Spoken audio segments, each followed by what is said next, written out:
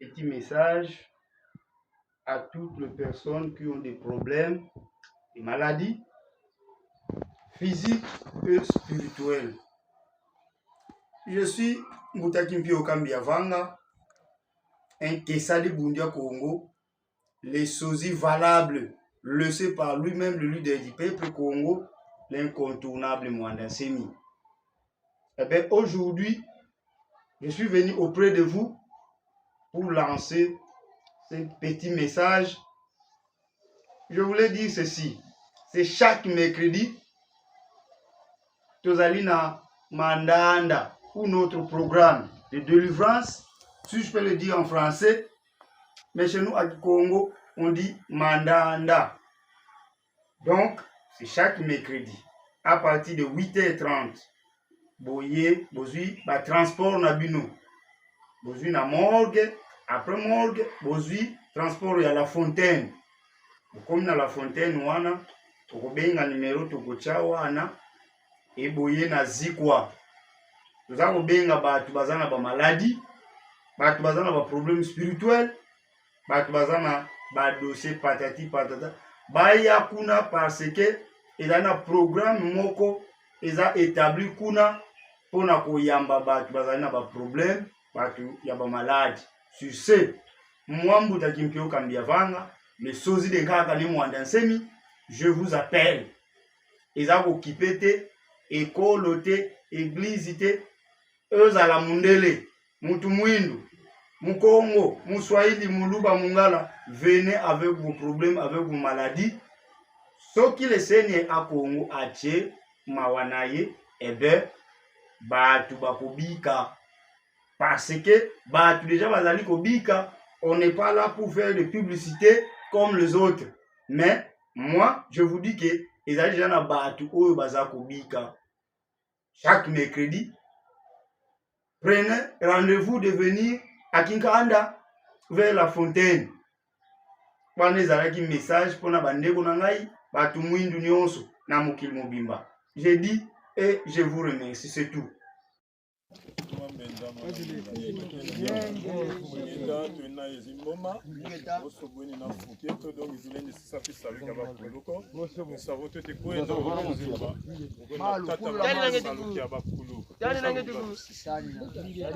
Abwe kabla lulandu kaula kutulanda ko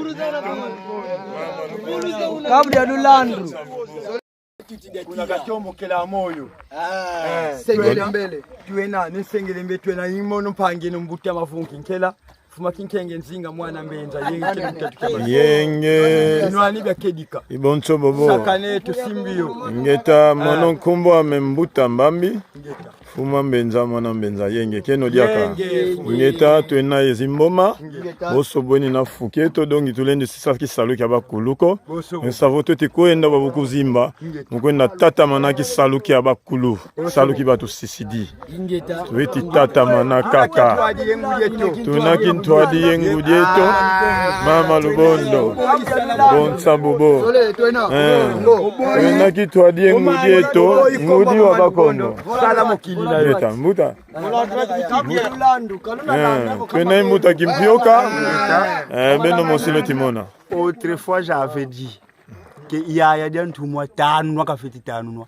Aujourd'hui on commence à voir de n'importe quoi. Et tant que le général m'a vraiment je vais me fâcher. Parce que le yansi qui dit va ngamisa mumieno, ubuza yengi bwenu. Et faites attention. Sinon moi ni bantu baba idi sudia mfumu Mwanda Nsemi babo eti voatilanga. Vous voyez ça, c'est significatif. Kalulendi sobako kadimu mazulu ibo baza idimu c'est tout. Tulundi di kadikuna misamu mina kuna oboyi mama lubondo salamo kilina yo umangi ni salati yako donc ça va. Volontimona bantu bon sobeto bambota mbambi donc ça va le fait kaka bakusa kadi kento mfumu tano no katano no nga do semu jojo beto tata manaki saluka to sisidi mfumu eto ni mambo manko bipumbulu be mama babo bipumbulu be mama babo lumone betwa Boncho bobo. Boncho bobo. Mananga beno mosilo timona.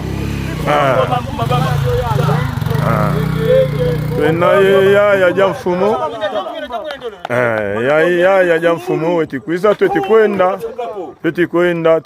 kuzimba. Beno mosi meso meno mbangi mananga lo timona beto tata mana kisalu kisalu kiangana kia mfumo mwanda nsemi ya uyo tata mana. Boncho bobo. Mananga meso meno mbangi twena munjila twetikwenda. Boncho bobo.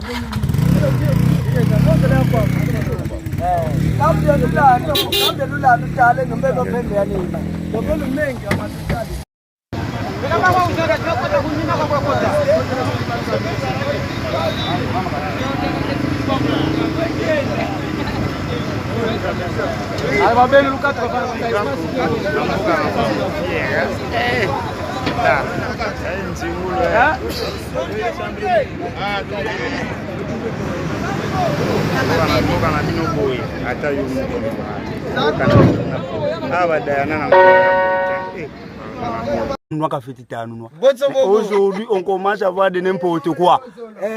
Et que généralement, vraiment, je vais me fâcher. Parce que le Yann qui dit va en misa mieno, vous bousez bueno. Et faites attention. Sinon, moi ni bantu baba, il dit soudian fumu mwanda semi. Babo, et tu vois tilanga. Vous voyez ça? C'est significatif.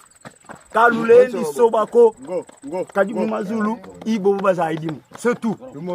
Tulundi di kajikuna misamu minakuna.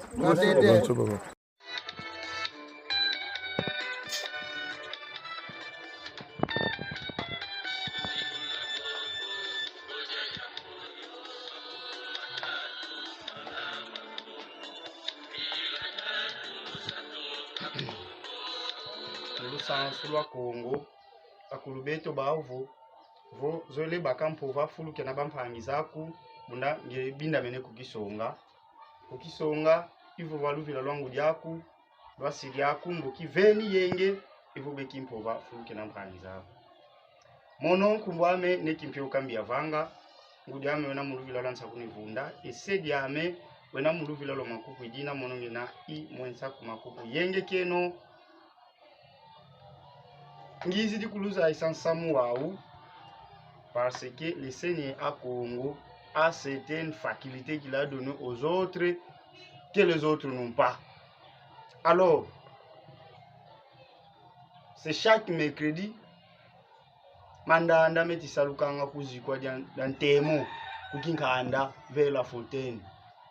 Anda momo bantu bena ibimbevu bana bafioti le bébé yebaya ya bina muvumu yebimbevu ya mpila.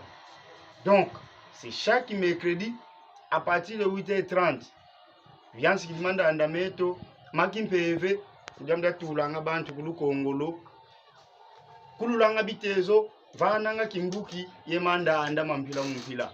Mes chers frères, ne vous concentrez pas aux distractions.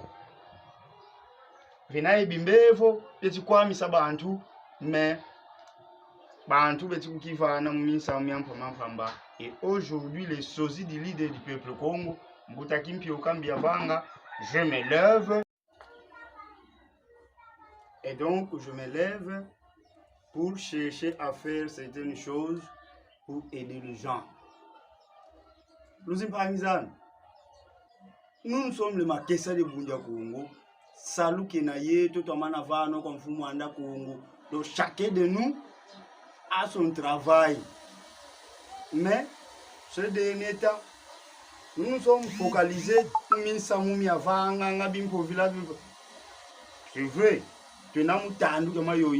mais n'oubliez pas, faites que vous soyez vanga majimpeve mujamdia tani nankangu kadibeto bundia Kongo ibeto twena bambuta mukanda dia Kongo yendombeza zomunza ya vimba.